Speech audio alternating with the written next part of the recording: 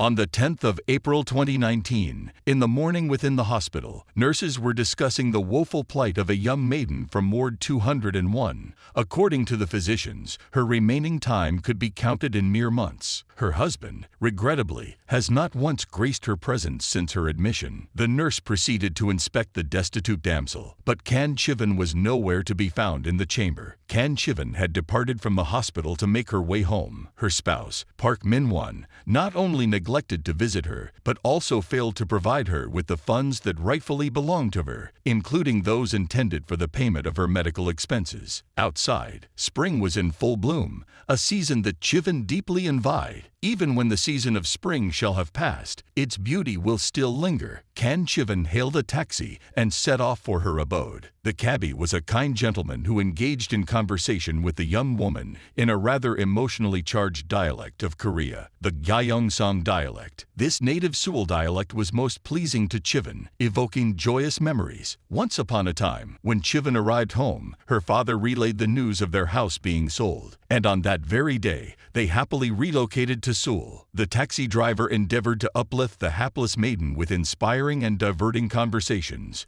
helping to distract her from melancholic thoughts. Upon their arrival at the destination, Kan Chivan extended money to the cabbie, but he refused to accept it and instead offered her a sweet. It pleased him to transport her, for he perceived within her the innocence of a tender child. The cabbie accepted a payment in the form of a promise that she would lead a long and joyous life. This once again reminded her of her father. In Kan Chivan's memory, this became the penultimate pleasant recollection, leaving its mark within her wretched existence. Kan Chivan proceeded homeward. Upon opening the door, she discovered her best friend Suman's shoes at the threshold. Why were they here? Kan Chivan approached the two bedrooms silently and overheard the jovial voices of Suman and her husband. After their passionate lovemaking, they deliberated on how to spend the insurance money belonging to Kan Chivan. Her father had succumbed to cancer, and now she too was dying from the same illness. Park Min-won revealed to Suman that he had long been aware of Chivan's affliction,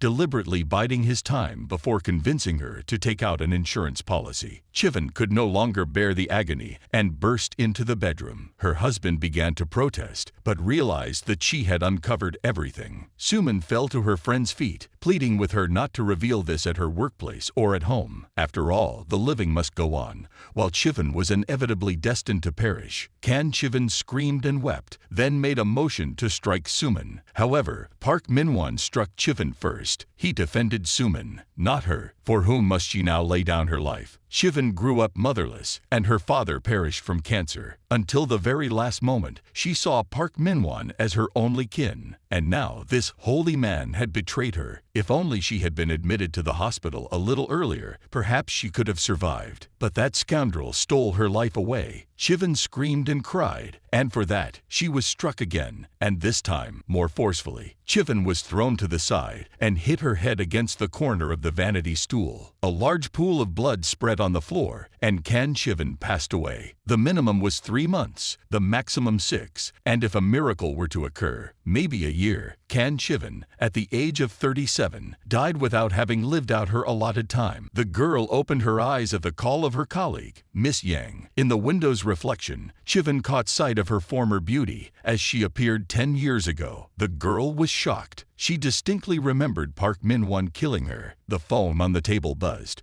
a device she hadn't used in a long time. On the wallpaper of the phone was a joint photograph from 10 years ago, with the date in the upper right corner, 4th October 2009. Chivan couldn't comprehend what was happening. Was this some moment from her past life that she was compelled to witness before her death? Then why specifically 10 years ago? Was it because she got married that year? The girl tried to make sense of the unfolding events when suddenly her husband, Park Min-won, entered the room. He brought coffee for his beloved. At the sight of that scoundrel once again, Kan Chivan grew pale. The young woman recalled how he cruelly betrayed her and shouted at the lad, She wanted to leave as quickly as possible, but he grabbed her by the arm. Chivan broke free and screamed even louder. At that moment, Suman approached them. Chivan burst into tears. She didn't want to see those traitors before her death. Suddenly, Miss Yang entered the room. She rescued Chivan from this den of rats and informed her that the manager was looking for her. Based on her recollections from 2009, this man, the manager, had been the most decent and amiable person in her life. Yoo Ji-hyung,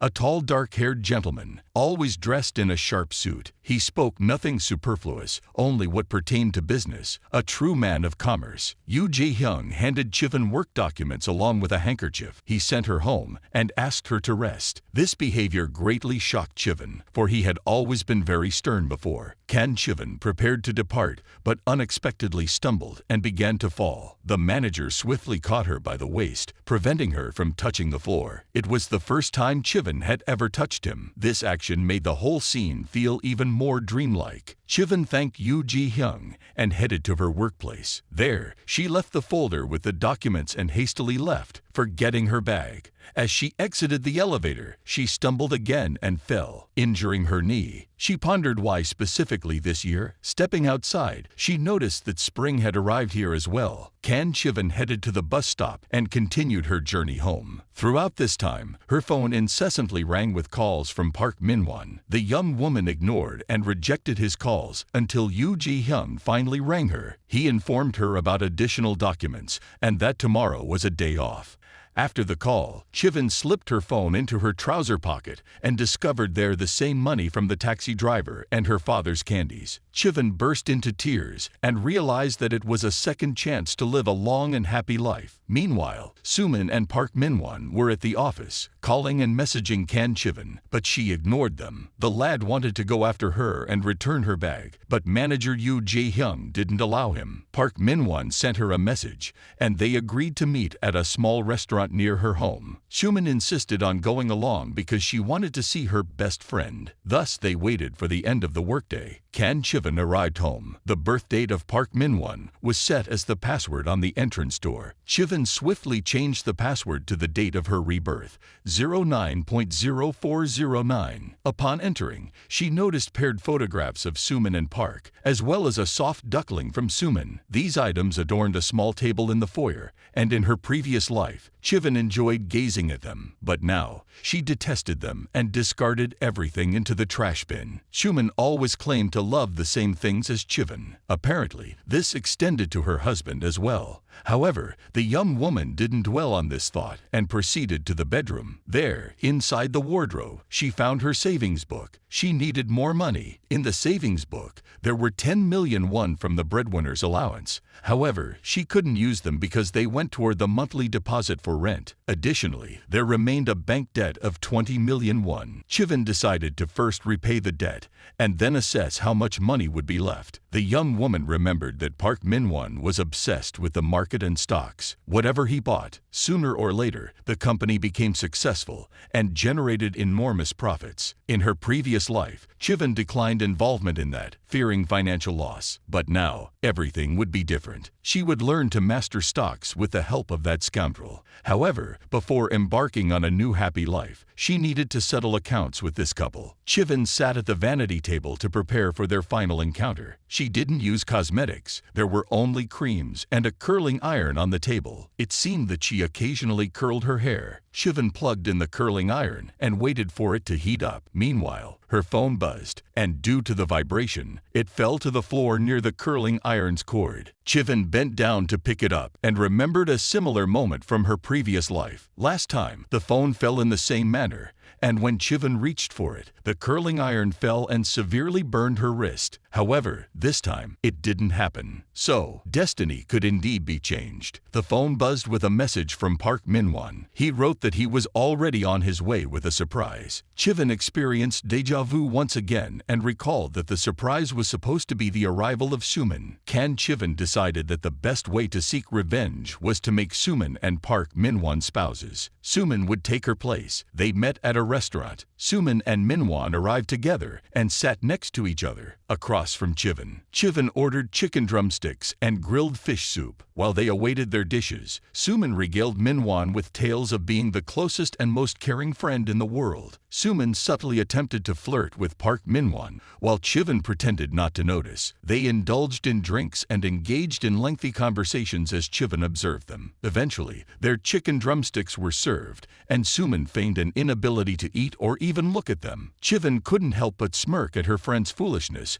and reminded her of the time she had consumed 3 servings of chicken drumsticks at once in the past. Later, the waitress brought the soup. Accidentally jostled from behind, she burned Chivan's hand. The bird mark appeared in the same spot as the previous light's curling iron burn. Chivan hurried to the restroom to cool her hand. She was deeply frightened. Could destiny not be changed after all? Would she truly marry that scoundrel? No. Can Chivan would not allow him to once again steal her long and happy life. While Chivan was in the restroom, Suman had already gotten quite intoxicated. Chivan called a taxi for her and sent her home. Then she returned to her companion. Park had enjoyed his time with Suman, and he felt melancholic about her departure. However, when Chivan returned, he pretended to be overjoyed to see her. They continued drinking, and in the process, Chivan inquired about stocks. Park agreed to assist Chivan in understanding the subject and escorted her home. Before leaving, he kissed Chivan on the forehead and vanished. When he arrived at his own home, Chivan called him and shared information about companies with the most profitable stocks. Chivan was glad that she could make use of him at least in this aspect. On the following morning, Chivan penned a message to Park Minwon, expressing her illness and inability to meet him that day. It was merely an excuse to spend time alone. Chivan headed to a bookstore where she found the book she sought, titled The Fundamental Principles of Trading. The book was positioned at a lofty height, surpassing Chivan's reach. At that moment,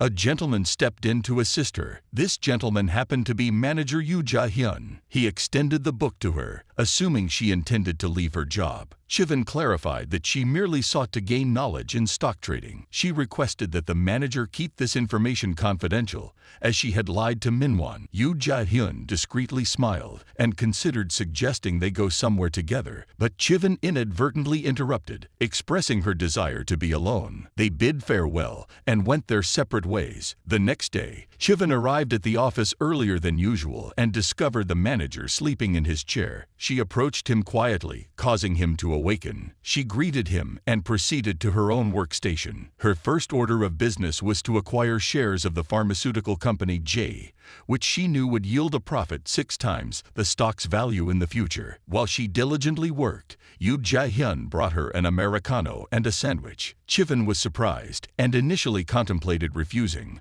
but then she realized that in this life, she would allow others to care for her. She accepted the beverage and sandwich, expressing gratitude to the manager for his thoughtfulness. An hour had passed, and other employees began to arrive at the office. Suman and Park Minwon arrived together, claiming to have coincidentally met at the entrance. Park was astonished to see Chivan drinking an Americano, knowing that she had always been enamored with cappuccinos. Chivan explained that the Americano had been purchased for her by the manager and that it was rather enjoyable. 10 minutes later, Chivan walked past Park's workstation and peeked at his computer screen. Park Minwon was selling his stake in the pharmaceutical company J. But why? Until next month, the price will skyrocket by a factor of 5, and Park Minwon knows about it. So why did he sell the stocks now? Park told Chivan that he has already made a small profit and is selling the stocks now because he wants to buy shares of an advanced technology company, MW. Chivan recalled that in her past life, this company became a goldmine for investors. They released their signature mobile software,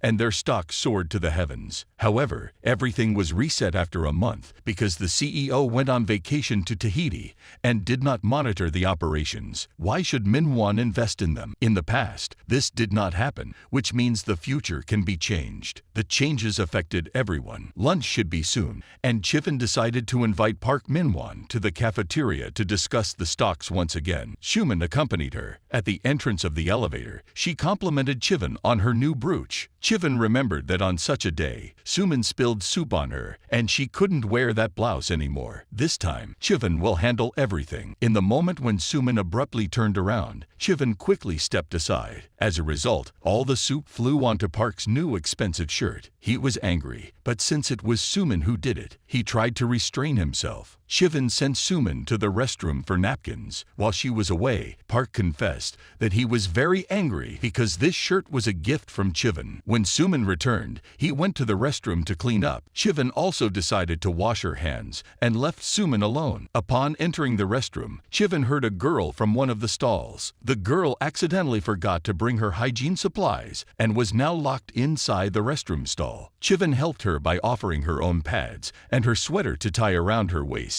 Hee-yeon hugged her and thanked her for the help, and then mentioned that there was another girl before Chivin, but she simply left without a word. Hee-yeon had been sitting in the restroom for a long time and was very hungry. Chivin invited her to join her, and the two of them went to the cafeteria together. While they were away, Suman was telling Park Min-won about her great kindness. She lied and said that a few minutes ago, she helped a girl get out of the restroom. Suman wanted to continue, but Chivin and Hee-yeon approached the table. Suman caught sight of Miss Hee-yeon and was greatly surprised to see her conversing with Chivin. Hee-yeon and Chivin took a seat at a table and continued their lunch. Hee-yeon inquired about Min-won's shirt, to which he replied that everything was fine and it wasn't that expensive. Those words convinced Chivin that Park had always deceived her. Meanwhile, Suman began impolitely questioning Hee-yeon about how much she eats and then about her grandfather. Hee-yeon kindly answered the questions, but she didn't like it at all. After lunch, Park Min-won immediately went to work. Chivin prepared for coffee and asked about the preferences of the other girls. Suman and Hee-yeon placed their orders, and Chivin went to get the coffee. As soon as she left, Suman began questioning Hee-yeon again. She noticed Chivin's sweater tied around Hee-yeon's waist and asked when they had become such good friends since they had never spoken before. Hee-yeon explained that she somehow got stuck in the restroom and forgot to bring hygiene supplies. Chivin was kind enough to lend her pads and even her sweater. Suman was very surprised and annoyed because she could have done that too. Suman decided to badmouth Chivin and started telling Hee-yeon that Chivin had always been so meddlesome, constantly poking her nose into other people's business. Suman warned Hee-yeon to interact less with Chivin and be cautious. Miss Hee-yeon smiled and replied that she considered it impolite to inquire about someone's grandfather. That too was meddlesome. Hee-yeon reminded her about the restroom, knowing that the silent girl was Suman. Suman froze and moved away from Hee-yeon, who had already entered the elevator. Suman didn't follow Hee-yeon and stayed behind. She encountered the department head, Kim Kyung-wook, and, putting on a sad expression, decided to curry favor with him. With his help, she wanted to get rid of Chivin and her new friends and invited Kim to have a drink together in the evening. Chivin bought coffee for herself and her friends,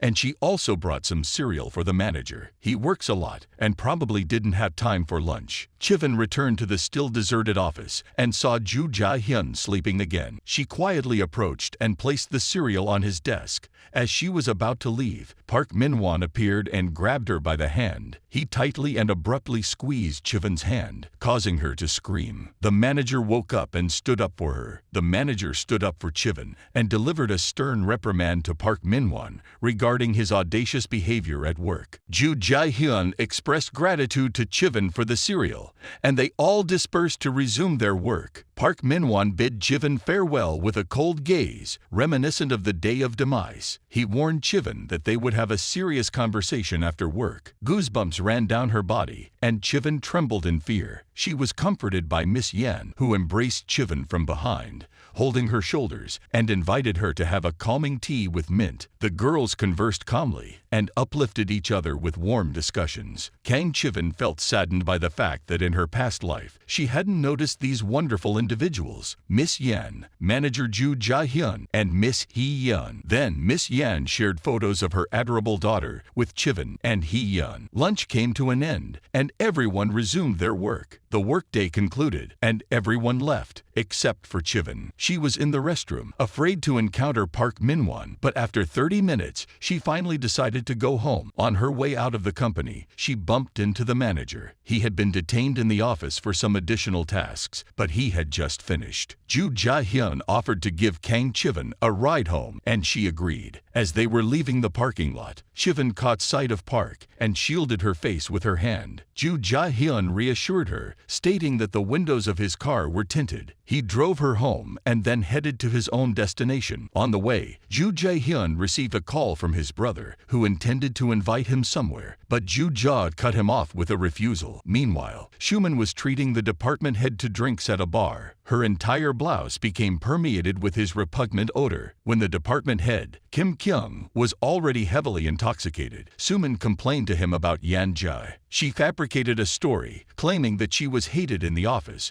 and forced to work excessively. Kim promised to assist the poor Schumann, and they continued drinking. After taking a shower, Chivan answered Park Min-won's call. The young man interrogated her about why she had bought cereal for Ju Ja-hyun. Chivan replied that she had purchased them as a gesture of gratitude for the morning Americano. Park Min-won calmed down and concluded the call with the now painfully repugnant phrase, "I love you." Chivan turned off her phone and hurled it against the wall. She despised that lie. Sitting on the couch, Chivan contemplated her true friends. Memories of Yan Ju came to mind. In the past, she was constantly scolded and tormented at work for no reason. Previously, Chivan ignored it. But now, in her new life, she would take care of Yan Ju. After work, Yan Ju hurriedly made her way home, where her little daughter awaited her. Her father stayed with her during the day. When Yan Ju arrived, he began complaining about his intense hunger and subsequently caused a scene due to Yan Ju's long hours of work,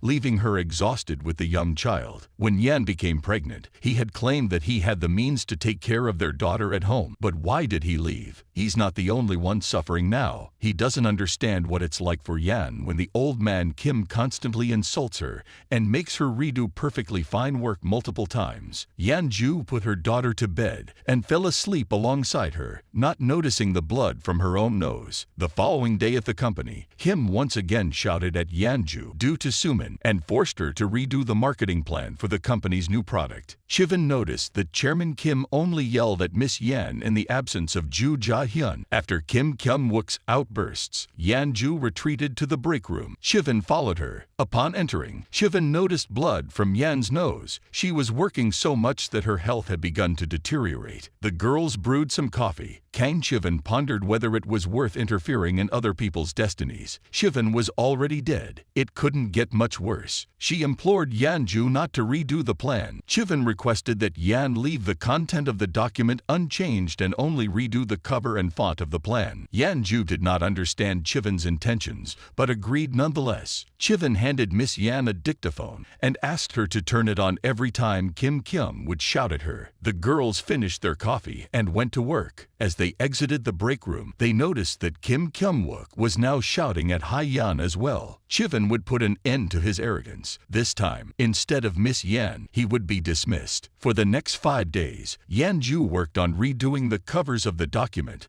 and brought them for Kim Kyung's review. He did not read the work, but immediately snatched them from Yan's hands and started shouting. On the 5th day, he left Yan's work and asked her to prepare copies and the original for the meeting. Kang Chivan asked Yan to distribute the copies to everyone, while she would give the original to Yoo Ji-hyun. Chivan took the plan to manager Yoo Ji-hyun and observed how joyfully Yan distributed delicious iced Americanos to everyone. They appreciated such care and thanked the girl. Suddenly, Kim Kyung entered the department and started shouting at Yan, but Yoo Ji-hyun stood up for her. He gave Yan his business card and approved of her actions. After that, everyone calmed down, grabbed their coffee, and began the marketing meeting. Miss Yan elaborately explained the plan documents to the employees, as well as the marketing plan she had worked on for so long. She described the company's new profitable product and presented the packaging design with an ingredient list on pages 3 and 5 of her plan. Yoo Ji-hyun interrupted her and informed her that pages 3 and 5 in his documents were swapped and contained inaccuracies. Upon hearing this, Kim Kyung started shouting at Miss Yan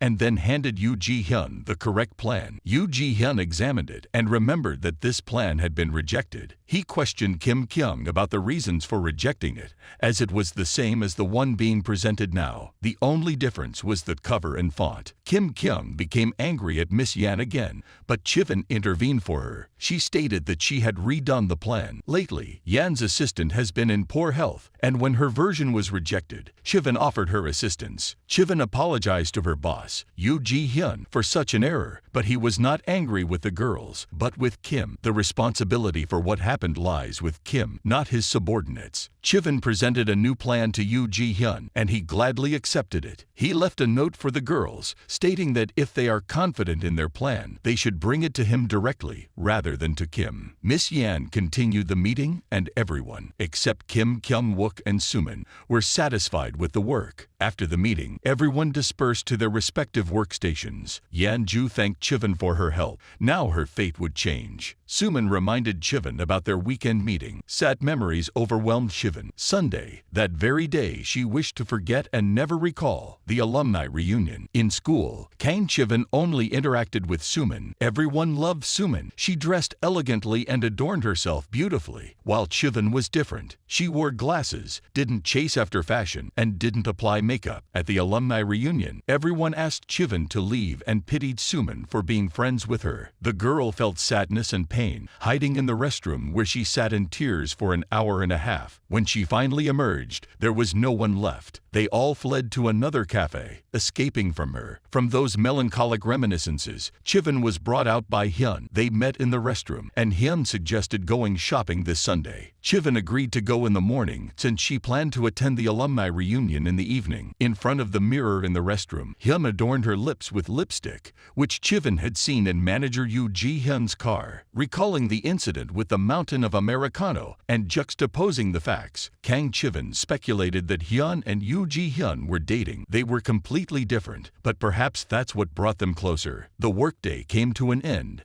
and they headed home. In the corridor, the girls encountered Yoo Ji-hyun, but paying him no attention, Hyun took Chivin's hand and quickened their pace. Chivin was surprised, but then reassured herself since Hyun was his girlfriend, making such behavior forgivable. Sunday, first and foremost, Kang Chivin bought contact lenses and finally took off her glasses. Hyun didn't recognize her friend. Without glasses, she looked much better. Hyun led Chivin to a beauty salon for VIP clients. There, Chivin's hair was trimmed, styled with curls, and a delicate makeup was applied to her face. Kang Chivin looked exquisitely beautiful, resembling a goddess. At that moment, Sumin called her and reminded her to wear the same earrings as Sumin. They were palm-sized pink earrings that Chivin had never worn before, but this time she agreed to put them on. After the salon, the girls set off for a shopping spree. The time of the reunion arrived. Sumin was already at the cafe with the graduates, pretending to be an angel. Everyone was awaiting Chivin in glasses, faded clothing, but instead, a goddess appeared. Chivin made a spectacular entrance. Without glasses, her hair lightly curled, wearing a beautiful white blouse, blue jeans, a vibrant red bag slung over her slender shoulder, and a subtle touch of makeup. Everyone was astonished by the splendid appearance of Chivin. There were those who had changed their attitude towards her and those who remained loyal to the school gossip about Sumin. Chivin withdrew to the restroom and entered that very cubicle. She sat there, reminiscing about all the pain of school bullying, when suddenly her thoughts were interrupted by a message from the manager. In the messenger,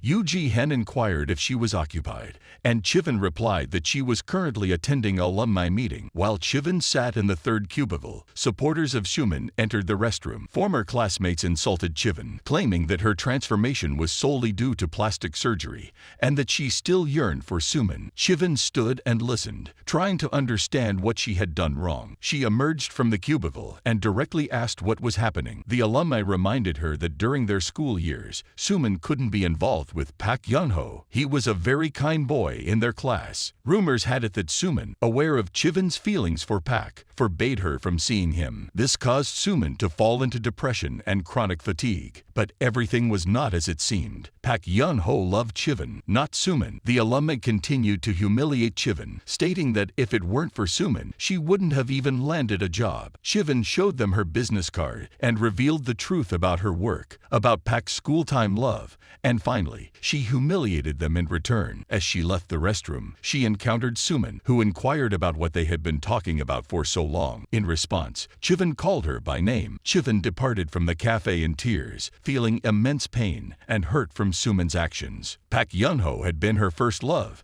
and Sumin had acted so treacherously. When Chivin wrote him a note confessing her love, he cruelly rejected her. That was what she wanted to forget the most. At that moment, Pak Yun-ho arrived at the cafe. Seeing Chivin, he smiled and admitted that he had come solely for her. Chivin was greatly surprised to see him. She longed for his bright hair and warm smile. However, she did not want to see him, so unable to stop crying, she continued to walk away. Meanwhile, classmates surrounded Sumin in the restroom, demanding the truth from her. For now, they all knew. Kan Chivin found herself at a loss, as Yun-ho asked her for just 1 minute. Unexpectedly, Yoo Ji-hyun approached from behind. He had come to pick up Chivin. Seeing the manager, she immediately got into the car. The only thing Yun-ho managed to say to her was to ask her to visit the forum. Sumin had to reveal a previously concealed truth to her classmates. Everyone was angry that Sumin's lies had marred Chivin's life. Sumin stood alone, crying in the restroom, and after a while, when she came out, everyone had left. At the alumni gathering, she remained alone, just as Chivin had been left here once. Yoo Ji-hyun drove Chivin home, and she fell asleep in the car. The young man covered her with his jacket, and not daring to wake her, waited for her to wake up. In her dream, Yun-ho appeared. In school, he defended her against all the bullies, and was always kind to her. But after her confession, he became like everyone else, and Chivin deeply regretted it. The memories were so sorrowful that Chivin cried in her sleep. After 3 hours, she woke up. She felt awkward about the situation. Chivin quickly thanked Yoo Ji-hyun and reached for the car door handle, but the manager stopped her hand with his own. He warned Chivin about the presence of Park Min-hwan near her house. After a few minutes, he drove away, but Yoo Ji-hyun didn't remove his hand from Chivin's. They were so close as friends, and it greatly embarrassed the girl. Yoo Ji-hyun asked her a question about whether she loved Park Min-hwan. Kan Chivin replied that she truly loved Min-hwan and stepped out of the car. She noticed the anger welling up in Yoo Ji-hyun and decided to pay him a compliment. She remarked that he looked particularly handsome without glasses and smiled. Yoo Ji-hyun put on his glasses and commented that her new blouse didn't suit her. Afterward, he drove away, blushing from Chivin's smile and feeling resentful towards Min-hwan because he knew that Chivin didn't love him but was afraid of him. Upon arriving home, Chivin accessed the forum and came across messages from Yun-ho. For 9 years, he had been sending her sweet messages, pleading for her to call him, but all went unanswered. Chivin couldn't understand why he had changed his opinion of her after all this time. At that moment, her classmates called her. They apologized to Chivin for all the pain they had caused her over the years. It deeply touched her soul, and in tears, she forgave them. The next day at the office, Chivin appeared in her new attire. Manager Yoo Ji-hyun had also transformed his image, appearing without glasses in a new office suit. When Park Min-hwan saw Chivin, he grew flustered and later invited her for coffee after work, but Chivin already had a planned meeting. After work, she met with Yun-ho, and they had a pleasant conversation, clarifying the truth about the confession. Yun-ho proposed at least being friends, and Chivin gladly agreed. As she walked home in the dark, she pondered about Sumin. If it weren't for her, Chivin and Yun-ho might have already been married, and who knows how her fate would have unfolded. These thoughts made her sad once again, and she felt the urge to cry. In that moment, Yoo Ji-hyun appeared, as he always did in such sorrowful moments. The boss informed Chivin that Park Min-hwan had returned. This greatly angered Chivin. Why did her boss concern himself with her personal life? Chivin reminded him that Min-hwan was her boyfriend, and she would handle him herself. In response, Yoo Ji-hyun grew furious. After all, he could see that she was afraid of him and avoiding him, yet she still called him her boyfriend. Yoo Ji-hyun confessed that it was difficult for him to look into her tear-filled eyes. Kan Chivin reminded the manager of his companion, Ha-yeon, and beseeched him not to visit anymore, lest Ha-yeon be informed. Yoo Ji-hyun was taken aback and stated that Ha-yeon is his sister and he has no romantic involvement. They conceal this truth to avert workplace predicaments. Hence, Ji-hyun implored Chivin to keep this matter confidential. She pledged her word and departed for home. Ji-hyun sat in his automobile and dialed his sister. He recounted the transpired events, and their conversation continued, centering on Chivin. Hae-yeon was aware of her brother's affection for Chivin and actively aided him. Furthermore, she is acquainted with Park Min-won and Sumin, and this time, she prevented them from causing harm to Chivin. When Kan Chivin returned home, she wept once more, comparing her past life to the present,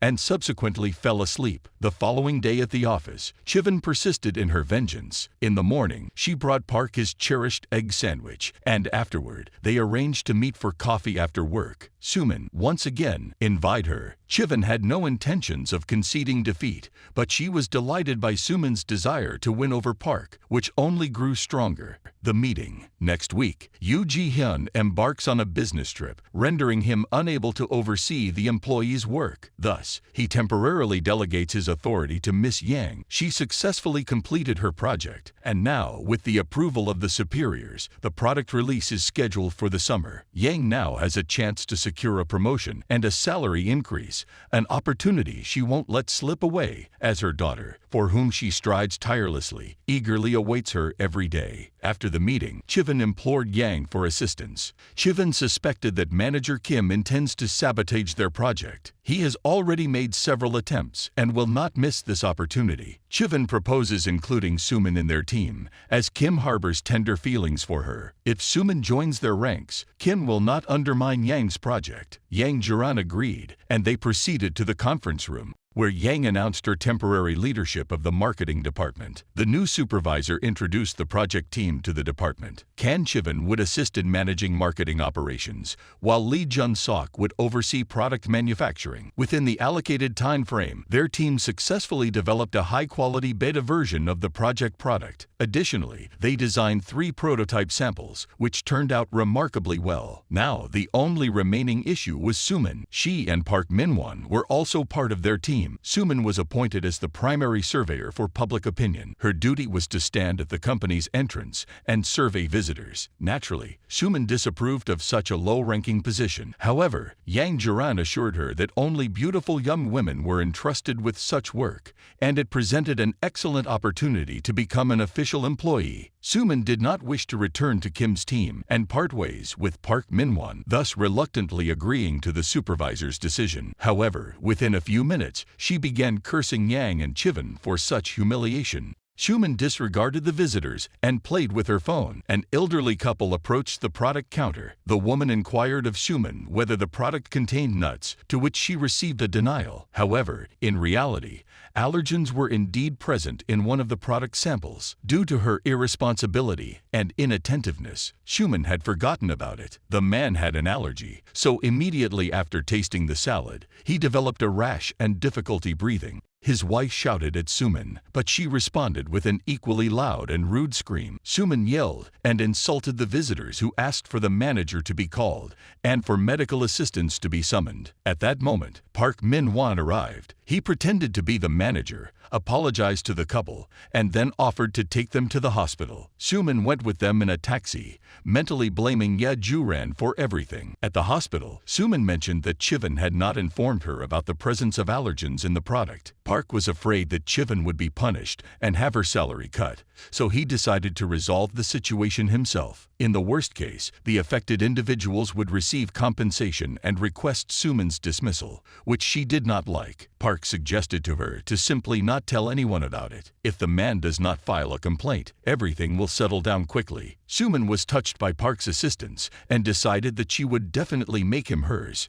Park Min-won called Chivin and informed her about what had happened and that he would be able to cover up the situation. Yan returned home, where she was greeted by her daughter Yan and her parents. Yan's father was preparing a delicious dinner together with her husband, while her mother was taking care of Yan. Yan was very glad that she had heeded Chivin's advice and invited her parents. After a relaxing shower, she met with her husband, who was very angry about the arrival of her parents. He clearly intended to blame her again for her long work hours, but Yan Juran quickly silenced him. The apartment was in her name, and she covered all the expenses, while he simply sat on the couch. If he didn't like something, the door was always open. Yan sternly reminded her husband about their daughter and asked him to find a job. He couldn't argue with her, as her father was nearby, so he had to agree. The next day, Kang Chiven was at the shopping center and was talking to Yan on the phone. After ending the call, she bumped into Yoo Ji-hyun. His business trip was starting today, and he was here, far from the airport. He mentioned that he was taking an afternoon flight, so he came here to talk to her. He had traveled such a long way for this, and Chiven simply couldn't refuse. They went up to a cafe on the 3rd floor. Ji-hyun placed an order,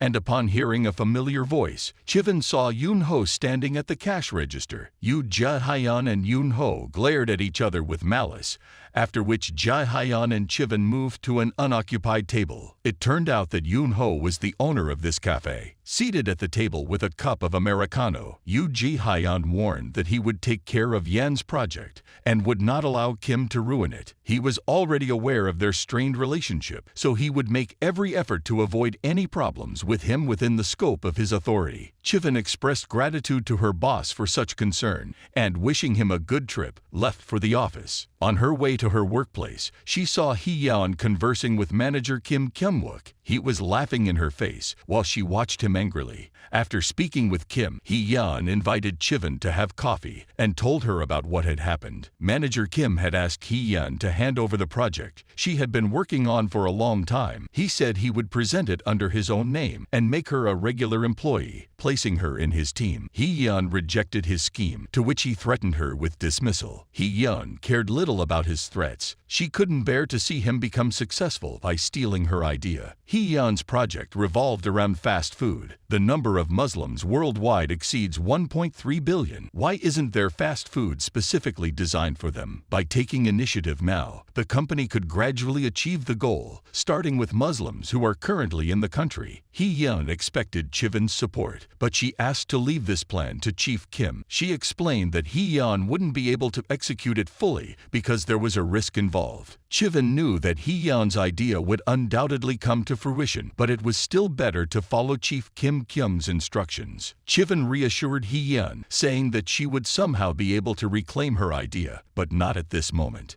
Kim Kyung-wook presented the idea to higher authorities, where it was highly appreciated. If the company starts to progress, they will need personnel to send on business trips. Kim decided to assign Hee-yeon to this position. If she didn't agree right away, then she could fly to the Arab countries. The management was very impressed with Kim's idea, and they decided to proceed with his project, temporarily suspending Yan Ju-ran's project. Kim Kyung-wook liked this arrangement. While Yoo Ji-hyun was on a business trip, he could seize power within the team and possibly draw Suman's attention to himself. Towards the end of the workday, Chiven handed her report to Kim, which would assist him in advancing the project. Abroad, the idea of Hyeon is already being spread worldwide. Since other corporations have also become aware of it, their company, U$K, should be the first to take a step. For instance, they can release a news article and then plan advertising integrations. This way, U$K can become the pioneer of Korean Halal. In her report,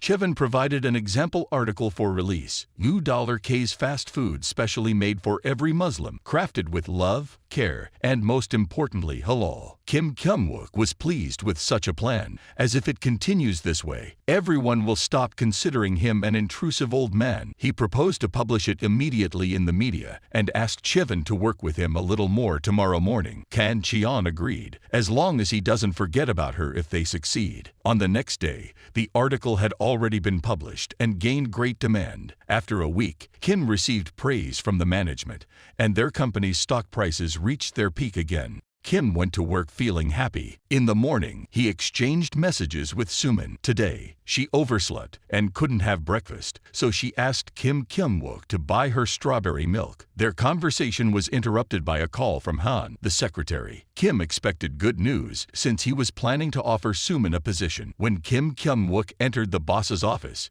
he immediately received a blow to the forehead from a folder of documents. The boss yelled at Kim because the situation with the media had become dreadful. There were increasing negative comments on the forum. Muslims were kidnapping and killing Korean migrants. A group of Korean volunteers was captured by radical Islamic forces. The company's stock prices fell. Kim was shocked. He apologized and suggested closing the project, but it was no longer possible. The company had released so much news about the new product and had already spent a substantial amount of the budget. They had to come up with something else. That's when Kim confessed that it wasn't his idea. He said that this product was pleaded to be approved by a newcomer in their team, and Kim gave her a chance, as they couldn't present such a significant project under the name of a rookie who hadn't even worked for a couple of months. Supposedly, that's why Kim pushed this new employee to the forefront. Kim believed that they could bury this situation if Hyun made a public statement apologizing to everyone. Kim Kyung-wook proposed to release an article titled "The Hello Girl." In this scenario, the company would avoid accusations pouring in from all sides by sacrificing one insignificant new employee. Kim wanted to cover it all up using Hyun, but the boss became even angrier. He shouted at Kim and gave him time to solve the problem himself, then kicked him out of his office. Kim was deeply distraught, finding solace only in thoughts of Suman. He clutched a bottle of strawberry milk in his hand,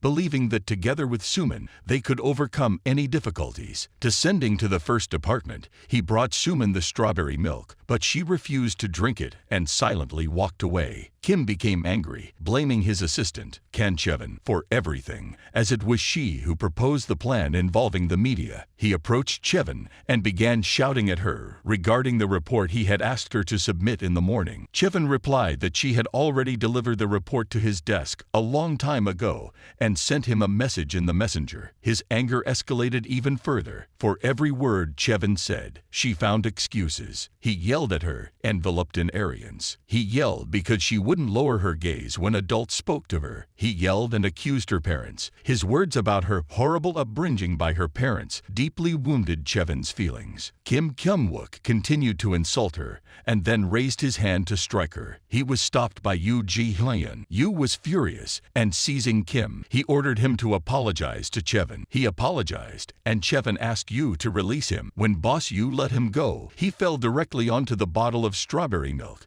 and sat in a pool of pink liquid. Yoo Ji-hyun warned that a notification to the disciplinary committee would be sent soon. A few days later, Kim received a notice of disciplinary action. He was suspended for 6 months and had his salary reduced by 10%. All of this was punishment for disciplinary measures due to his continuous offensive remarks toward Yang Jurin, Kan Chevin, as well as his intimidation of Yoo Hyun and Project Extortion. These girls secretly recorded Kim's insults on dictaphones. As Kim read the statement, he heard Suman's voice. She was talking to Park Min-hwan. They were discussing Kim and the rumors about his relationship with the girl. Kim eavesdropped on their entire conversation. Kim Kyung-wook became enraged and struck Min-hwan, then began shouting derogatory remarks. He shouted that Min-hwan wouldn't be able to separate him from Suman because they deeply loved each other. Suman trembled in horror. He and Suman shouted throughout the department, which attracted a large audience. Everyone considered the rumors about Suman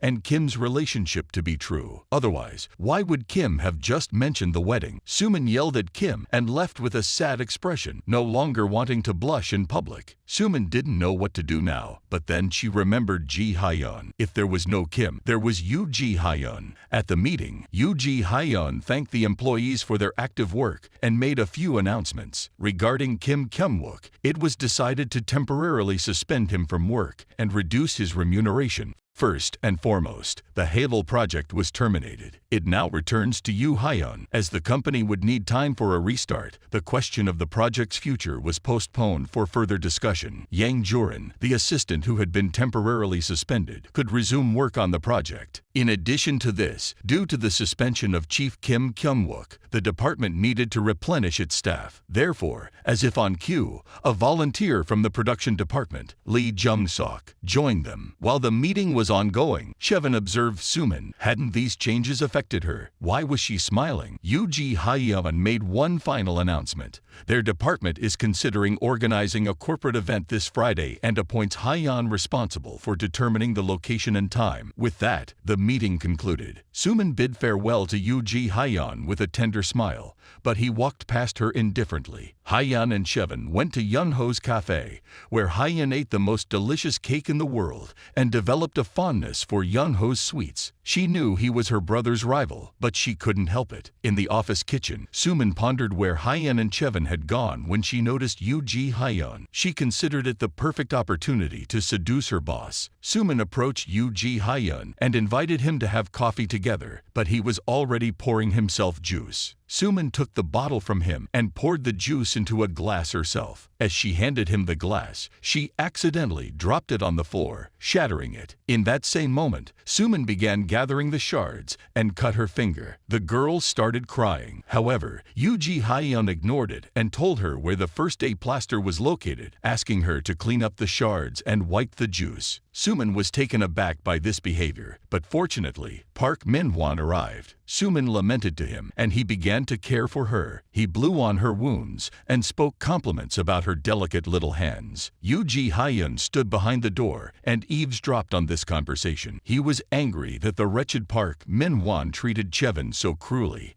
and he couldn't remain silent. Ji Hyeon feared hurting Chevin with this truth. At that moment, Chevin and Hyeon appeared in the corridor. Seeing her brother, Hyeon left, leaving them alone. Chevin intended to go to the kitchen and wash the glass, but Yoo-ji Hyeon blocked her path into the room. He didn't want Chevin to see Park right now. Something needed to be devised. Yoo-ji Hyeon invited Chevin to have dinner together tonight to tell her something very important. Kang Chevin agreed, but only if it was truly important and work-related. Yoo-ji Hyeon convinced her that it concerned Kim Kyung-wook. He mentioned that the water had been shut off in the kitchen, but everything should be fine in the storeroom. Chevin didn't enter the kitchen and didn't see that lovely couple. Evening, Chevin couldn't understand what problem there could be with Kim Kyung-wook that warranted them having dinner at a 5-star hotel restaurant. Yoo-ji Hyeon said he simply wanted to thank her because she handled the matter well. Afterward, he asked about Min-won again, but Chevin shouldn't answer such a personal question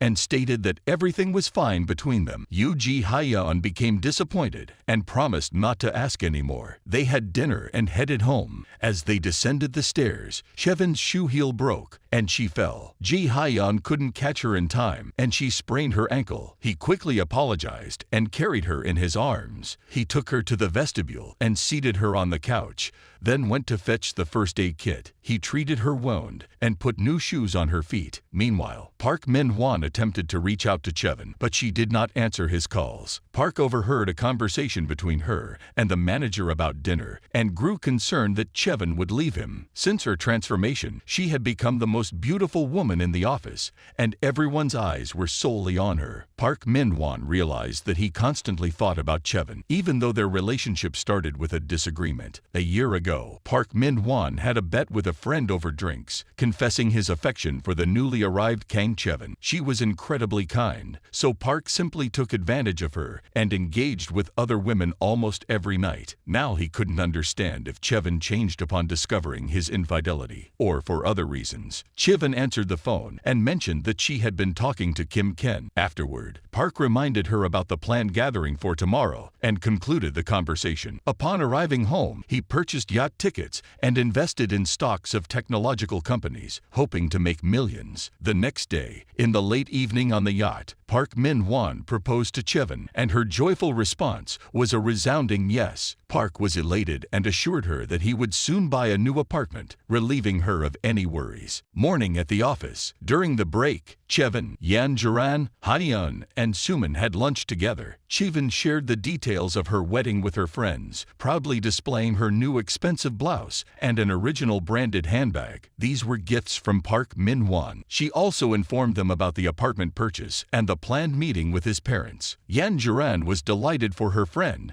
Hyeon worried about her brother, while Suman, as always, invited her. Suman firmly decided that she would win Park over before the wedding. Chevin observed Suman's longing for her life, and it pleased her greatly. After lunch, the girls went back to work. Shivan checked her stocks, which had brought her a profit of 70 million won. With this money, she could move to a new apartment after parting ways with Park Min-won and quit her job. Her stock investments were flourishing. Unlike Min-won's affairs, the technological company failed, and all his money went up in smoke. Now he had no funds for an apartment or a wedding. Park decided not to tell anyone about this and planned to borrow money from his parents to invest in more profitable stocks. Evening arrived, and it was time for the corporate event. The entire department went to a meat restaurant to relax and unwind. Yoo Ji-hyun was concerned that he could no longer dissuade Shivan from the wedding. Park Min-won was drinking with Suman, while the other girls engaged in conversation. After a few hours, Yoo Ji-hyun left for work. Suman was already quite drunk. Shivan escorted her to the car, and when Park Min-won approached the car to take them home, Shivan pretended to have left her phone at the restaurant and went back for it. Seizing the opportunity, Suman seduced Park. They engaged in intimacy in the car,